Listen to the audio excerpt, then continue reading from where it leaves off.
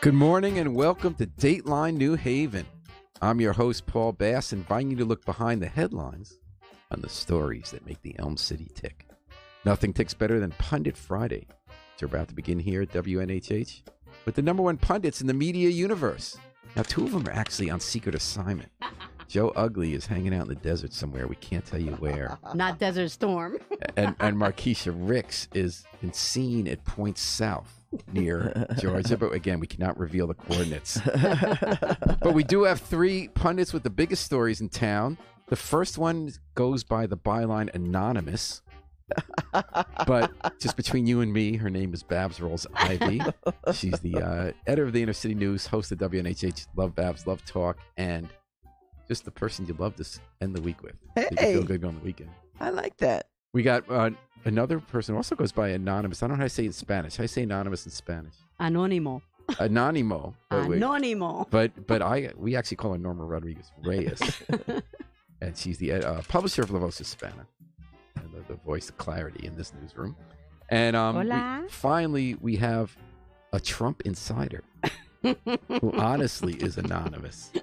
Let's just call him Harry Drost. I think Harry's still for the resistance. The bravest. He might be. You know what? All this time he's been going on radio here at WNHA I think he's station with the manager. resistance. He's been claiming that he's for Donald Trump, which we can't quite figure out. Yep. Because he supported a socialist for lieutenant governor in Connecticut, but he says he's for Harry Trump. Maybe Harry Trump is the high-ranking Trump official who penned the anonymous op-ed in the New York Times this week about the resistance within. I don't know. We'll get Harry on, and we'll see if he'll us up. You'll notice on the screen that his picture is blank. That's why he's anonymous. But I have a feeling he's going to show his face and let us know. Well, he don't want to draw too much attention. Yeah. All right. I wanted to start talking about Anonymous, but Harry's not at his chair, so we'll wait till he comes in to get to that. But let's talk about the second big trend that's been happening in local politics this week, and that is that the insurgency is going on within the Democratic Party.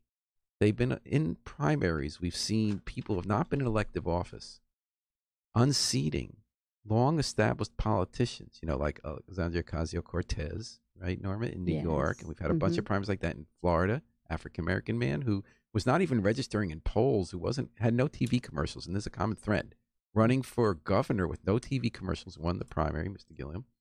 And now we got Stacey Abrams in Georgia. She had a lot of experience, but again, she beat established person there. And the big news this week in Boston was an African-American woman. Now, she was experienced. I mean, she's apparently been a very impressive member of City Council in Boston, but still, she went after a 20-year incumbent who had the same views she did on issues.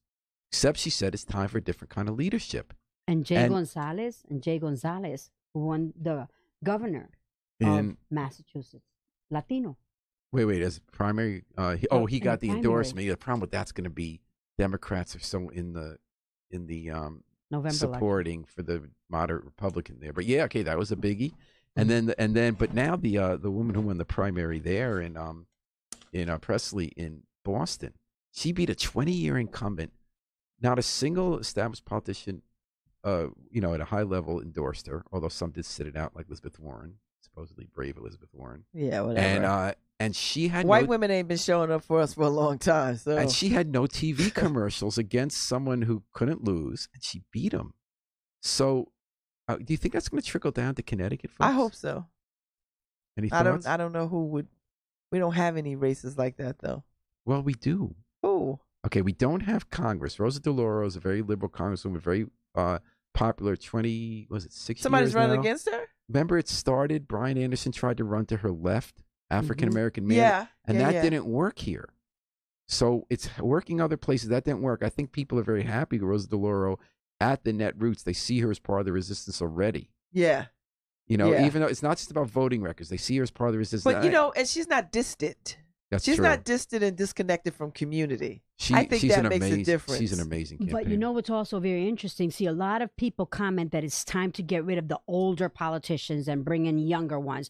And that's not the case with Rosa, because even though Rosa is, an age, but, she's still feisty. She's still on top of it. She still got her health. So it's very difficult for a younger person to be able to beat She her. really is seen as, quote unquote, the resistance people working inside. Yeah. Yeah. Oh, and then the but second aside time from it that got also. closer, but didn't quite win. was in lieutenant governor primary in Connecticut for Democratic Party. When you had established politician party support, you had a challenge by Ava Bermuda Zimmerman. I wish she would have won. Honest to God, I wish she would have won. Well, yeah, New Haven was all for her. She got 40% at the convention, close to 40% in the election. Did very well, but she didn't win. She ran against a very hard-working, though established politician who won the suburban vote. But so that almost happened. So now the latest news, according to the Connecticut Post, is that Gary Winfield, I almost called him Holden Winfield. I get that out of my mind. I typed Holden Winfield so long, so many times for years before he changed that last name. Anyway, Gary Winfield is a state senator from New Haven, African American, very strong statewide profile. He's a good friend of mine. He's taking on the Democratic majority leader in the Senate. Good. Bob Duff, who has again signed on to Gary's own statement of progressive principles last term, but he says we need different kind of leadership. Baby boomers, aside, all that kind of stuff. So he has announced he's taking him on for the majority leadership post after the election, assuming, which is a big assumption, that the Democrats win the Senate. It's tied now, and this could be a Republican year. But that's where we're going to have the next test of whether this trend we're seeing in other places does come to New Haven and Connecticut, but we haven't quite seen it I yet. like seeing all of this, though. I like it. I think we need it, because I think because what happens is people get jaded and they just lose faith in the election process. Well, Joe Ugly's joined the conversation. Hey, Joe, in his secret point out in the desert, on a secret assignment, is anonymous. Is he typing in? He typed in Facebook. Joe, if you have any thoughts about why so far this trend of often African-American or at least female challengers to baby boomers in power in the Democratic Party, often with similar ideology, getting beaten, why we haven't yet seen it succeed, and what you think of Gary Winfield. So our secret agent Ugly is checking in from the desert. Well, there've been a lot of other news in town lately. With what? Well, there's a big battle going on. It's a good kind of problem New Haven to have. Is that we have a prime downtown space in the entertainment district. It used to be Clarence's Courtchester. Remember that, Baz? Back in the day. Used to be what? Clarence's Courtchester Jazz Club. When New Haven was bombed out downtown without much going on, there was this great African-American jazz club in the late 70s, early 80s called Clarence's Courtchester. It was these have big, like, people dressed up like for church, and sometimes they stay through 2 in the morning to church. I used to go there. Maybe you were a little young. Yeah, I think I was 18 and 19. It was my favorite place to go in New Haven. But it since became Boppers Dance Club. Oh, and Elevate. Yes. Oh, now I know. So the corner Crown, it's an odd space. It's concrete under a parking garage, right at the corner of College and Crown. It's empty now. Has it? Is it? I don't know what I thought. It's empty? Yeah. Okay. But the parking authority owns it because it's under the garage. And now that the whole entertainment district has grown up around it. The Schubert Theater next door, all the theater spaces at Co-op High School next to it, College Street Music Hall. It's so exciting right across the street. And all along Crown, you have these successful clubs like Cafe 9, Pacific Standard Tavern, a bunch of others. And then you also have a new one started up in the Old Grove. It's going to be great, the state. Yeah. And so now they say people want to do something in that space again. Oh. And now 2 prime contenders have emerged to try to get the parking authority to give them the space. And they had 2 proposals. Like rent it? Yeah. They would rent it out, and they had proposals. And they're 2 pretty high-powered groups with 2 different visions, and the city's going to have to choose between one and anger another constituency with the other. So on the one hand, you have the College Street Music Hall. Across the street, these kind of scruffy, down and dirty, but incredibly successful music promoters. I like it. They came in and fixed up that theater in 7 months when they got it out of Yale's clutches when they were trying to blockade all the property. It's a wildly successful addition to that street, bringing in all sorts of different generations of music fans. A baby boomer music promoter combined with a Gen X or a millennial promoter. And they're just getting all the great acts in there for big kind of concerts there. And now they're saying we need something at the next level down, like the Fairfield Theater is, where you get, maybe 300 to 900 people, depending if it's a standing show or sitting, in that old space in the parking garage. Really? Is that space big enough? Yeah, it is. That's the size. It would be the next step between College Street Music Hall and a nightclub. Okay. So you have kind of concerts. If it's younger people, they stand up. You get 900 people. If it's old farts like us, you get like 200 to 300 people sitting. With you. Yeah, but it's like too big for the clubs, and so they have this track record where they would be, even though it's technically nonprofit, it's really a for-profit enterprise, would not need public subsidy, and that vision there is more live music. The other vision comes from a consortium of the Schubert, Long Wharf Theater, and Albertus Magnus Theater Department, where they would have theater, not as many shows. There'd be rehearsal space for Albertus Magnus Theater and performance. Schubert would put on kind of smaller theater that's too small for the Schubert Theater, but like Joe's Pub in New York. And Long Wharf Theater would remove its stage 2, which is the smaller experimental plays it does, which are sometimes my favorite ones. On Long Wharf, they would then bring them downtown. So that would cost a lot more money. They'd have to raise millions of dollars from their donor base. I don't like that idea. And they get plenty of subsidy as it is already. So some people feel it's a better idea because they want more theater downtown. Other people say we want more of these concerts. Those are hot and happening, and the Schubert already has theater, and on the other side, the Schubert has a deal with Co-op High School to do some kind of plays and stuff like that there and work with the community. So I'm hearing a strong view because, our readers are about split down the middle. I don't think we need more theater downtown. And I love theater. I know you are theater. I love theater. I go to theater there. all the time. And you have a lot to say about it. But I also like live music. And if we could get somewhere in between the college music hall, and one up above and then Firehouse 12 and above Cafe 9, then I think that would be like the sweet spot for the music. Because then you could have intimate stuff and you could have people who are too big for Cafe 9 and Firehouse 12, but not so giant for College Street music. And what's interesting is that, and it's interesting what you say, in either case you're looking for that middle sweet spot, building on incredible success in New Haven. People don't brag enough about our success as becoming this great cultural center with music and theater. So partly the question is, do you want more build on that success with that sweet spot for theater, or do you want to build on that sweet spots for music? And what's interesting about that is the music people have been so successful in a short time. Yeah. And the Schubert and Long Wharf have a really good track record of theater. But let me say this, Paul. The music people have been much more diverse and eclectic. All kinds of people come for music. They don't just have white people playing music. It's all kinds of people. The problem I have with theater is that it'll be more whiteness. And you know so much thing about that, Babs, and I agree with you. I know that it's not for lack of intentions. So like Long Wharf Theater will bring in plays, for instance, with African-American and Latino themes. They'll go out in the community and bring the actors into the Stetson Library and the Wilson Branch Library. But there's something about that audience that is not only aging, which is the big challenge for live theater. It's just older folks. You and I are like the youth contingent when we go to Long Wharf. It's hilarious. I mean, we subscribe to the AARP newsletter, and we're the youth contingent. And you're right. And the audience is white, even though I can't tell you how hard they tried to make it otherwise. Well, I will say this, Paul, that, we don't want to see plays. Not that we don't want to see plays that speak to racism and all of that, but we want to see a balance. I don't want to see Native Son 18 million times.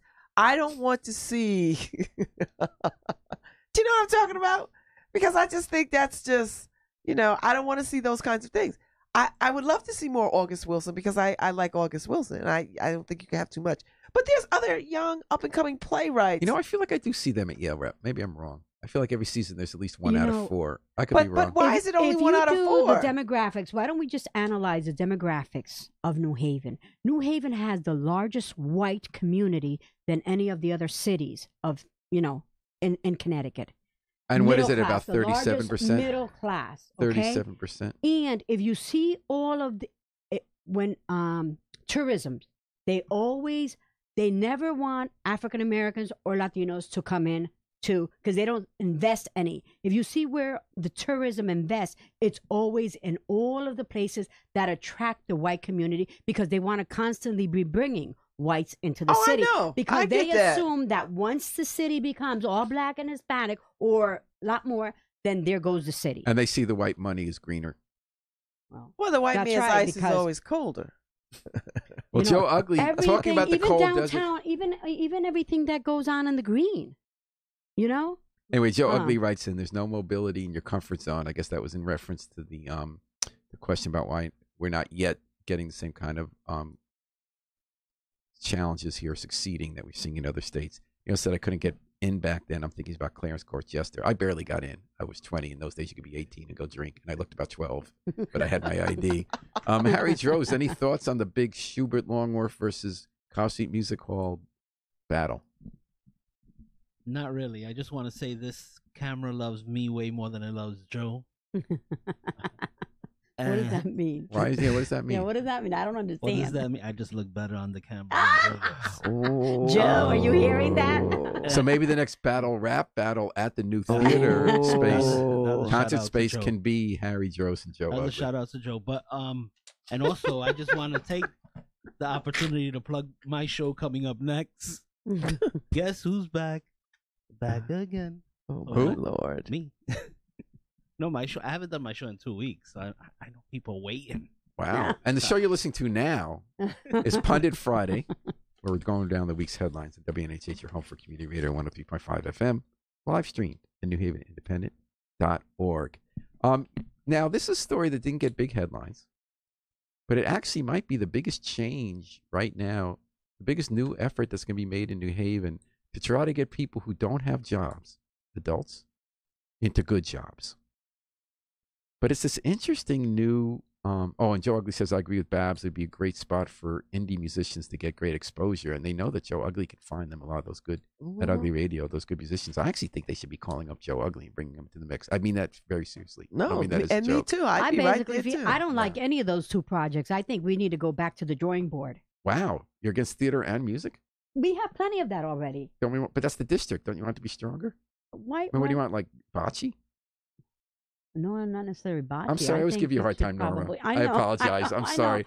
I just think, we need to go back to the drawing board on that. Those two proposals, don't do much for me. I mean, it's downtown. I mean, downtown is the heart of the entertainment. So we got to have entertaining stuff. I mean, we have... why compete against each other for a small audience? No, that's not a small audience. It wouldn't be. It's getting bigger and bigger audience. It was getting bigger and bigger. They're missing. Especially the parking situation. Well, the parking situation is a challenge. But, I mean, we have a lot of parking space. People just don't want to utilize it. But, you force people to... That's a mark of a vibrant city when you don't have parking, I think. Definitely. Let me ask you about this new... So this is really interesting. It's a little under the radar because it's a little concept rather than reality yet. But they're bringing $13 million of Silicon Valley money to an empty space at an old bus depot in Fairhaven. $13 million. Which is not a lot of money in today's money talk. But to create a new kind of school that's only been tested in Silicon Valley. Is this the Votech school? Or It's not quite Votech. It's the same concept. So their idea is, how are we going to get these people who don't have jobs now to be able to do computer engineer work? Like real jobs that have real money. So it's jobs that start at $105,000 in Silicon Valley and will start at $90,000 here. And here's what this school does, okay? Let me explain it to you. So the money behind it is people like Omid Yar, who created eBay, and the former head of Yahoo. They have this school in Silicon Valley. Does it work? They claim it does. I mean, I haven't been out there to see, and that's why they got more money to do it. It's for profit, so they got the investment. What they do is they take people they think can become engineers, even if they don't know how to do it yet. And they say, we believe, and it's hard to get in. You got to show you're talented and want to do it. And it's the first school of its kind that has at least 40% of the students of color. I think it might even What be does 50. that mean, of color? That's a good question. So it's half black, half Asian. Okay. And some Latino. So in any case, and that's out there. I'm going to be here. But in any case, it's the first, what they do is they gamble that you're going to be good at it. So if you got the money, you can pay. But if you don't have the money to go, but if you don't have the money, they say you don't have to pay us back unless you get a good job right after you're done for 2 years. And then if you get a good coding job that starts at $90,000, you can pay back over 5 years. I need this program. I need a $90,000 So what they do job. is they say people who aren't good at learning from getting lectures in a classroom, you do this team high-level work on computer coding, making presentations, and becoming an engineer for 2 years. And this is going to be at a place called District, which is our new high-tech Silicon Valley-type campus that's being built on James Street, where the Connecticut Bus Depot was. It's already kind of thriving. I've driven past. High-tech incubator. It's already happening. Isn't that where they have the gym? Yeah, the gym. The what's it called? Activity? Yeah. No. Oh, no. That popular thing that CrossFit? Yeah, CrossFit. And digital surgeons. And because you can walk down from the Corsair building. Yep. And they're going to now have, and they do a Mill River Trail. So it's happening. So this school is kind of interesting. I'm always a little leery of for-profit schools, but they say, it's trying to fix a problem for tech companies because even though we have unemployment, they actually can't find people for these engineer jobs. And when we try to have people who are unemployed or underemployed here into new jobs, we too often send them to service jobs that don't make the money. Why didn't we put this as part of a gateway program or a high school program? Or I'm just like, why is it a standalone thing? Like, why couldn't it be attached to private. Concat or something? You know what I mean? Like, they're actually trying to attach it to a whole bunch of efforts that are in town now in tech. They're combining it with C-Click-Fix, with VOC, which does all that kind of networking behind the scenes for emergency work and government work. There are actually all these innovative tech companies in New Haven that are going to be part of this because they're the people going to hire. Okay. Wow. I know, Harry, any thoughts? Because, in fact, they're looking for people like Harry Droz. I mean, Harry knows how to do most of this stuff, but you look at Harry. Don't be telling him about that. Then we end up losing him. Oh, no way. We're not going to let him go. Oh. But Harry. Are you going to pay him $90,000? we're locking the door. That's all. But like Harry, but in all seriousness, Harry did not have a college education. And that he learned, and this was a generation before, Harry's the ultimate success story. Mm-hmm. Harry learned all this computer coding work that made him so valuable, places like Chamber of Commerce, making this radio station cutting edge. What do you think is price? Do you think other Harry Drozes, like who are 10, 20 years younger than you, this is the ticket? I think it is the ticket because there's a lot of people. We've raised a young generation of procrastinators, right? We have. Yeah, we're the welfare for them. Right? And we basically have to find a way to motivate them because a lot of these kids actually could do all of the stuff and they've self-educated themselves. I mean, for me, all of it came easy, and there's kids out there that it's the same thing. Everything comes easy to them. They just don't know how valuable they are. So it's just convincing. Well, them. How did you do it? Like you were working 3 jobs at a time to pay for your family when you weren't in college, and you then developed more than a college level knowledge of how to do computers. And this was earlier on when this got big, but you got the kind of jobs that we want these people to have. How did you do it? Well, for me, it was just different. I did go to college, but I went to college for accounting, right? So, okay. Oh, I didn't realize. Okay, because you went back to college years later. I have an associate's degree from Gateway in accounting, and then I did online schooling for tech. tech. But you're always looking at how to make these things work better. I mean, every week you found some new way that I don't understand to get Facebook Live working better, and getting the machines talking to each other remotely. Well, it's just once the tech industry boomed, it just called to me, and that's what I mean. There's a lot of young kids who don't realize. I just went and exercised everything that was going on in my head. But like I said, we have a whole generation of procrastinators who just sit there. They're doing the work already at home for entertainment purposes.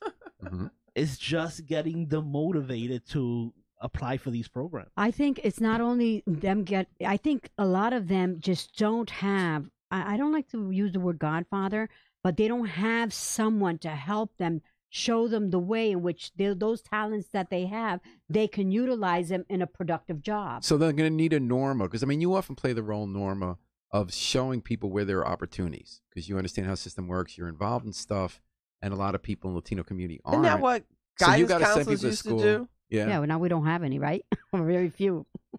All right, so I'm not going to procrastinate any longer. I'm going to remind people to listen to Pundit Friday, WNHH 103.5 FM, and I'm going to move on to the issue we've been ducking, the toughest issue in town that people need to take a stand on. Ready? Dog urine. I knew you were going to mention that. The Independent had a story this week about how... I read that story. That poor guy. Did that make national news? It did. And did it make world news?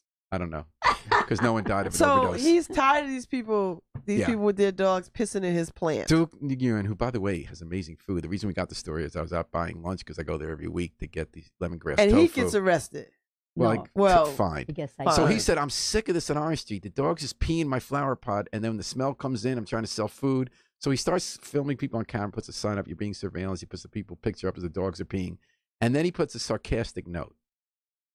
He thought with humor. He said, this is pay to pee. Come on in and either pay me or, better yet, I'll come return the favor. So a city inspector comes. I got a complaint. Someone called and said, you're encouraging people to have their dogs pee right on an Orange Street. That's a public nuisance. And she fined him $250. Oh. Any thoughts? You know, that's outrageous. If they would have just had a conversation, they would have. They did, and he kept saying, "No, no one's. I haven't given any money to pee. I never meant to give them a pee. I was making a joke, and I'm trying to stop them from peeing." No, seriously, they couldn't see. I talked to the inspector after. He was a really wonderful person, does great work, and I feel bad she's getting such a hard time now. She really, to this day, doesn't get that it was sarcastic. She thought he was offering money to pee. Really? And fine him $250. Like, she didn't see the humor in that at all? You know what it is? I think it was cultural. I think there's an irony. There's this whole culture that this guy's and this is what makes it a New Haven story. I'm not Asian and I got it. This guy's a Vietnamese immigrant who was a geneticist at Yale, who gave it up to start this restaurant, and he collected DNA samples of the dog pee to prove whose it was. So that's the New Haven angle. Just in case you lie about your dog having been the one to pee there, you're gonna make that dog pee and then take the DNA and match them. Joe Ugly says, "Pay to pee or curb your damn dogs!" Exclamation point. Actually, Joe touched on what I think is an interesting aspect of the story. So obviously, he shouldn't have gotten the ticket. They should have seen the humor. But there's actually it became a bigger discussion that was raging on the Independent about dogs peeing in cities. Some people say there are too many dogs in cities. Have them out in the country, they pee on the grass. I don't think it's too many dogs. I just think people have to sort of be mindful of where they let their dogs pee. How do you stop your dog from peeing? Dogs pee. They're sort of like men. They pee everywhere to mark their territory every 7 steps. I don't see how you can stop a dog from peeing a little bit. What, are you going to grab the dog and pick it up and have it pee into the air? I mean, every 7 steps they're peeing. But why are they just peeing at his spot before they even get to his spot? First off, I think there were flowers and dirt in the flowers. They need to put pee stops for dogs in places. Yeah. Pee stops are good, but can you actually really do it? And they did a good job with poop in New Haven. There used to be poop everywhere. And we banned that. Now you can stop your dog. You can train you to pick up the poop. We can do anything. But how do you pick up the pee? You don't have to pick up the pee. You just say, listen, there's pee spots for your dog. Just like dogs. You could train your dog. You could train your dog just like they don't pee in the house. You could train a dog. That's true. Yeah. But they wait till they go. But you think, do you guys, anyone here have a dog? Because I don't. Nope. I had a dog. You know what my mother used to say to us when any of us wanted a dog or a cat? We got enough animals in the house. We don't need any more. I know when my kids wanted a cat when they were little, I took them on a field trip to a little box in our landlord's house, and I got rid of that. Yeah. But I wonder, you guys are stating because only Babs has had a dog. It sounds like. I thought Harry had a dog. You can train a dog, but I couldn't train the dog, so I got rid of the dog. So it's hard enough to train him not to poop everywhere. How do you or pee in the house? People love their dogs. I didn't love mine. But at Babs, is it possible when you're taking a walk to actually stop your dog from peeing every 5 steps? When your dog is in the house, he does not pee every 5 steps, right? He doesn't pee in the house. You train the dog not to pee in the house. Just like you train the dog to go where he goes, and you take the dog to the dog park first. Maybe you go to the dog park first and let them pee there, and then you stroll the city. But then they keep peeing after. It's about marking territory. I think you could do anything. I think, well, then you know what? No dogs in the city limits. Well, that's the question. I think the cats are worse. How so? Cats are just worse. They just cop a squat anywhere and pee. Who's that? Well, and dogs, their urine cats is know to go to the. Let's not even start talking about horses on the street, all right? Is there horses? When horses do we have horses? Police horses, like they do their business. Manure. Do we have? We don't have horses anymore, do we? No. Okay, we solved it. The answer could be technological, according to Babs. We could fix anything, and these new software engineers we're going to bring to that school in Fairhaven, they're going to solve it. This is going to be the first community project. That's it. Sounds, there you go. Listen, if Paris could put urinals out for men in all these places, let alone nothing for women, but if Paris could put urinals around for men, because women don't have to pee apparently in Paris. There you go. I think we need to put out dog urinals. Yeah. In the city somewhere. Have you seen the urinals from Paris? Oh, they have a whole thing. And they're open. So you could go up to it and put your little... It's sort of like a trash bin where you piss pull into up it. And piss into it. Oh, I actually think the big revolution in public bathrooms is that there will no longer be men's and women's bathrooms. What a segment. But I'm well, these urinals don't speak to women. They are specifically for men. But I was thinking you have bathrooms that have lots of toilets, including some urinals, but that... They're never going to do. You don't make I don't women think we wait. will embrace that because women always have to wait. Men, we go in for 3 seconds. But we're never going to embrace that because I think it's a safety issue because I think women will feel some kind of way using the bathroom with men because it's a very vulnerable time when you go to the bathroom. You're very vulnerable, and And I don't know how that would work, particularly with children and adults. So I think the separation of bathrooms is fine. And I also think any bathroom could be used by anybody, but just not at the same time. Do you know what I mean? Because you know what you're. But sometimes you want to. I've definitely caught women coming out of the men's bathroom. Oh, I've gone out. And I've gone in men's bathrooms all the time. But here's the thing: when you have bigger bathrooms nothing. that aren't single use, and you need people in a public place, a stadium, a theater, and the women have to wait forever. Now that we're changing ideas about gender, so a lot of people don't consider themselves male or female. But you know what, Paul? That's not a. So who's scared about being with opposite sex? Is it really opposite sex anymore? They can build enough bathrooms for women. They choose not to do that. No, that I know. So they can make enough bathrooms for women. But when it's no longer so that women it is and men, no though. longer a line for women. But are we moving to a society where it's not just women and men? It's not a binary society anymore. No, I don't think we'll ever move toward that totally. Like I said, I think it's a safety issue too. I think it's a very vulnerable time. I think it's very vulnerable for women because women have a whole different process to go to the bathroom than men. And if you throw in the use of, like if a woman is menstruating or if a woman has all these other kinds of things that they have to deal with, it might be difficult to sort of do that in the same bathroom. Well, I was going to say, you can't ignore human biology, right? So, yeah, we could feel certain ways, but a woman's a woman. And she has special needs. A woman's a woman. That concept is evolving.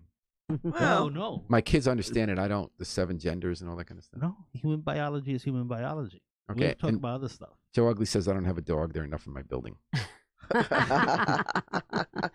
No, but this story, I think was really great for it to get out because even though he became the sacrificial lamb, I think that the message came out that, people need to be more careful about where I think you're right because I think people with pets feel quite entitled because they have pets, and I think that needs to be handled a little bit differently because I think people with pets think that I have a pet, so therefore I have super rights or something. Like, no. And everybody's not a pet person, But everybody is a listener, at least if they're listening to this, to Pundit Friday in WNHH 50.5 FM, live streamed at newhaven.org. We're running down the stories of the week with the greatest pundits in the media universe, 2 of whom were on anonymous assignment and points undisclosed. So the other big debate in town this week was whether Domino's Pizza, whether we should take $5,000 for Domino's Pizza to help pave potholes that will then say Domino's Pizza on them. They have cities compete for money to pay potholes. We don't have enough money to fill our potholes. Domino's realizes their drivers would be better if they didn't have so many potholes. Some people in New Haven are outright say we're a pizza city with good pizza, not Domino's. Let's not give them ads. Other people say we have a fiscal crisis. Well, then let these other pizza parlors step up then. Yeah, and compete. Maybe you know what? You want some of this Domino's action? What you got? That's right. What you got? Maybe they can do the request some of the for unused proposal and see which one is willing to pay the highest and bid. Could uneaten pizza be repurposed into pothole filling? Depends on the topping. The crust. Henry. Well, that's probably what Domino's Pizza is really good for. Domino's had this promotion that they did where if you got a tattoo in a visible area, you could get free pizza. Really? For a lifetime. What? They had to. Oh, a Domino's tattoo? Yeah, Domino's tattoo. So that's kind of interesting. But they had to pull it back because they didn't realize how many people wanted Would free do pizza. Right. Because it sounds absurd. They limited it to like 400 people instead of. God, who would want to have a Domino's But you know what? tattoo? It was Domino's Pizza's idea. It was their idea first. So therefore, because it was their idea, they should be given a period in which they can have that contract. And then later on, once they have it's not a public contract. They give us the money and we fill the potholes. This is charity on their part. Oh, okay. So to me, it's similar to the debate over ads at the bike share. We say that government doesn't have enough money to do the things we want. We want to have bike share, but we don't want to pay for it because we want to raise taxes. We want to fill more potholes than we have money for, so we'd like to get outside money to do it. In that process, we're helping companies promote themselves with advertising. So some people in New Haven, the same people who don't want the tax increase sometimes, say our public spaces should not be billboards for companies we don't like. Well, but you know what? I thought I saw, I think in a commercial or something, where the Domino's, the what do you call those trucks that fill the that have the Well, that's just part of the that advertisement. had I guess is it assumed that that truck that fills those potholes with the blacktop, they have to carry the logo or No, the no, what- sign no, no, No, so- that's just a Domino's? commercial. That's the Yeah, no, the idea is Okay. that when they fill the pothole, you know how like sometimes you step on a sewer grate and it says John DeStefano Mayor? It's got to say Domino's Pizza on the pothole filling so that when you're walking down the street, you look down and you see the But, Domino's Pizza. you know, it's doesn't kinda, bother me. It's but kind of a ridiculous argument, okay? Because in New Haven, you know, the pizza in New Haven, is a pothole gonna make you go buy Domino's Pizza? Are you gonna go? Well, No, not in this town because we are pizza snobs. exactly. So I mean, I we're had, not. I had an point? amazing vegan one at the Lania So last you week. have to, Oh, we love you have to them. Oh, take God, had the best one advantage of yet. Domino's in this town, right? Yeah. So you go, if they're ridiculous enough to think Yeah, somebody's gonna buy, no, and let's we're take not. advantage. So we just be taking their money because New Haven is. Right. I mean, do you know how many memes there are about But pizza in New Haven that say, that would be true. "Oh, for, so you're from New Haven? This is why you picking the pizza apart?" But Yeah. see that argument would be true for those of us that grew up in New Haven and know about all the good pizza establishment. But given the fact that New Haven has a lot of new migrants coming into the city, And they know then where to- branding that they don't know about. Oh, these no, other that's pizza not true. places. The Latinos, Oh. I know for a fact. No, The new no. Latinos that are coming in here, they don't know about Pepe's and Modern. Yeah, but and, this campaign is not Sally's. for Latinos. But if they see those potholes with Domino pizzas in it, they will be going to Domino's Pizza because it's all about branding. I don't know And a about lot that. of these Norma. old time establishments that think just- that they don't have to brand anymore. I don't know if because Latinos they're would do given. that. They're a done Pepe's deal. just became national. They've been branding like nuts. I'm sorry. Pepe's just went national. They've been opening up all these Mhm. places in branding. I don't know about that. I think Latinos are a little smarter than that. Like, I think they'll go and find good pizza. I don't think they'll. Well, I like. I think Domino Domino pizzas for Doesn't college matter to me. kids, and even college kids. She's fighting because she likes Domino's Oh, is Pizza. that what- Joe Ugly says to no, me, Harry, pizza's but it's called pizza. branding. And my Yeah. last question today to you folks is a national one. I'm going to surprise you with my position on this. Uh-oh. Lord. What do you think about the book that came out, Bob Woodward, this week I can't wait to read it. about anonymously sourced discussions of what quotes were given about how terrible Trump is, and then the New York Times trying to catch up with Bob Woodward the way they did in the Watergate era when they beat the Times and bringing down a president with their own anonymously written op-ed from a high administration official talking about how the place is broken and people trying to stop him from destroying everything and even figuring out how to keep papers out of his view and off his desk so he can't do the things he says he wants to do. How did you guys feel about the journalistic decision to let that all be anonymous? I have a problem with that. And you know, to me, I mean, if the New York Times allowed that to be published and make it so public, then you know what? Then they need to start allowing everybody that's anonymous publish their letters. Normally, you don't publish letters of anonymous people. And there's good reasons for that, right? People aren't responsible for what they're saying. They have their personal agenda, and you can't hold them to whether they're telling the truth or not. I mean, I think it's cowardly. Because, you know, here's the thing for me. You have to put your ass on the line, and you got to put your ass on the line. If you really want to be a citizen and a patriot, whatever it is you think you're doing, then you need to be able to stand in that space and say, my name is Joe Ugly, and I wrote that damn letter.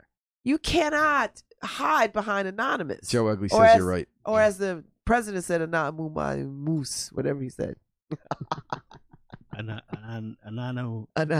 So Harry, do you want this softball? Well, this is I feel bad for Woodward and Bernstein right now because they're taking their reputations and throwing them away. You know, I don't agree with of that, course, Harry. Bernstein just got busted for backing a story that turned out to be a lie.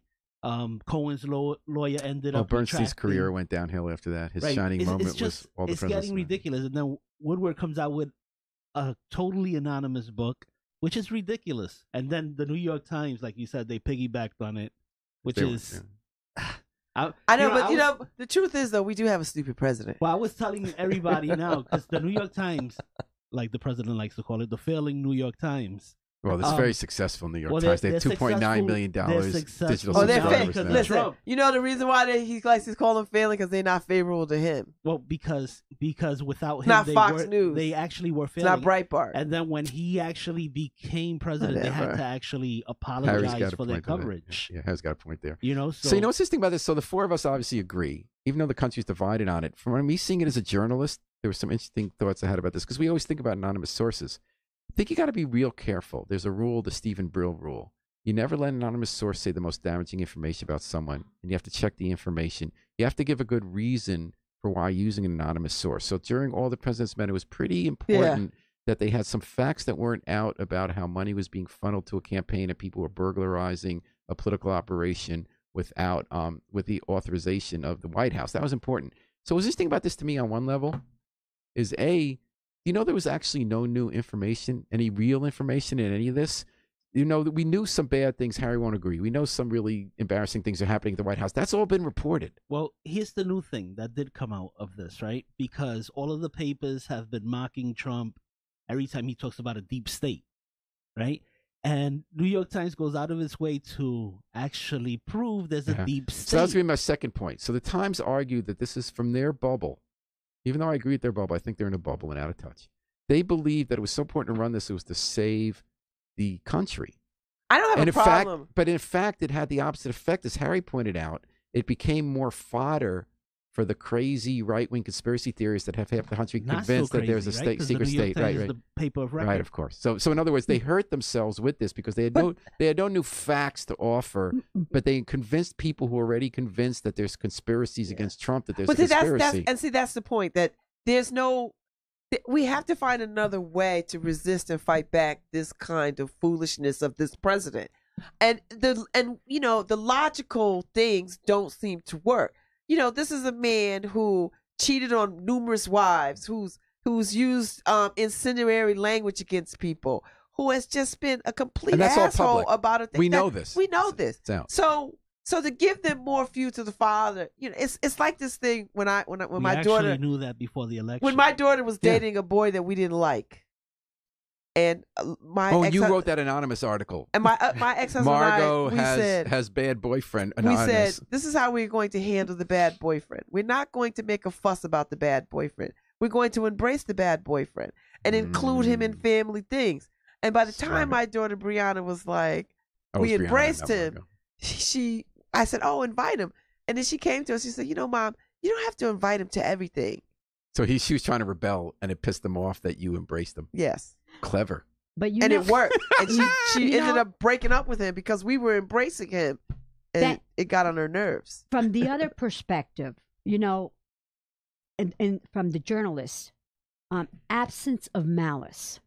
You know, that movie in which she went and she said what she was never supposed to said because she was protecting someone she was having the affair. Many of us don't want to be Jesus Christ because he already sacrificed himself for all of us. And when your name appears, you know, when you come up with this kind of stuff, imagine what's going to happen to this person if they make this person public. What are the ramifications? And that's what Babs' point, saying. Babs said, have the courage to fight. So one criticism, not from the Harry Trump right-wing conspiracy theory, but from the people who feel there's a real problem that needs to be exposed, they felt that him or her, by being so feckless, was hurting the cause, and that this person was obviously trying to present him or herself as a hero. We have heroes in there who are trying to subvert the president, what they want to do to save the country. But the argument has been, if you really believe that, you're not helping yourself by doing this. You have to have the courage to be public about it. Maybe have to leave and jeopardize your job. But look what has happened to all those that have left. If you keep leaving, what's going to happen? They get a great He's book going to be bringing in people that believe the way he does. But if you think you have good information, if you have a good information that will be powerful, bring it out, like the Pentagon Papers and Daniel Ellsberg, when he released those to give unknown information about the Vietnam War, he was willing to take personal risk. That's what it counts, take the personal risk to help the country find out what's really going on. Wow. I think we all agree here. Joe Ugly even agrees out from his secret anonymous spot in the desert. He says, this anonymous writer is wrong on many levels. They're supposed to be saving the country. How? Yeah. Well, here's a conspiracy that maybe Joe would like. nobody has thought about the fact that it could have been Trump who wrote the letter. No, because Yeah. he's not that bright. Yeah. Actually, he is. No, he's not. He used to See, do this. absolutely He used not. To do this People in the underestimate that boy. He is he not used dumb. to actually call in and gossip about himself in the 80s. Yes. I know that. Okay, And he so loves when they is- attack he- him because then he they're talking loves it. about him and He his people are loves going to it. rally. Yeah. There's no such thing Harry as bad solved it. publicity for him. Just you know. Harry solved it because if they bring now they're doing a witch hunt. You know, they're trying to bring everyone on record. They even want to even get him on lie detector test, and everyone to say, "I didn't write it." So if Harry's right, I think we solved it. All right, Harry. See, I I'm thought gonna put my money on that one. I Harry. thought it was Harry Trump who wrote it. I mean, I Harry did Rose. too. I thought Harry I thought wrote so it too. But Harry solved it. The one person they're not going to bring in under a lie detector Is him. or on the stand is Donald Trump himself. Harry Droz got to the bottom of the news story of the day, the All mystery right. of the country, and he solved it. I like it, Harry. Oh, Trump wrote that mess. All right, so you only hear that here on Pundit Friday. Yeah. What's really happening behind the headlines? And Joe Ugly said, "Yes, I did, Harry." Okay, so thanks everybody for listening in to Pundit Friday. Thanks to the best pundits, Babs Rolls-Ivy, Nora Rodriguez-Reyes, and Harry Droz. Thanks to Joe Ugly, who even though he's on secret assignment anonymously in the desert, did end up participating. Markeisha Ricks, we can't wait till you get back from Georgia, because imagine what she would have said today. Oh, Lord. But then also, before we end, we also have to, what is it? A happy, healthy, and a prosperous new year Thank to you. all of our Jewish oh, listeners. yes. Mazel tov. Yes. You know why it's my Rosh New Year's? Hashanah, And right? they say, yep, they have a sweet The New Rosh Year's going to be Hashanah. sealed in the Book of Life. You know why mine's going to be sweet? Because I get to hang out every Friday with Isn't you that folks beautiful? on Funded Friday. We love you, That Paul. makes life sweet, despite all my sins that maybe would get me in a lot of trouble upstairs. They see that I get to hang out with you folks and do it. So thank you for All making my right. life sweet. Okay. Thanks again for joining us in Dateline New Haven. Thanks to Pundits Babs Rolls-Ivy. And, yep, she's here. Norma Rodriguez, Harry Rose. And then next week, Joe Ugly, Markeisha Ricks. We're going to take it out with the Afro-Semitic Experience performing I Wish I Knew How It Feels to be free. to Be Free. From the group CD, A Plea for Peace. We know what it's like to be free. We just got to book our flight. Right. Book it and fly free with us all weekend long here at WNHH, New Haven's home for community radio.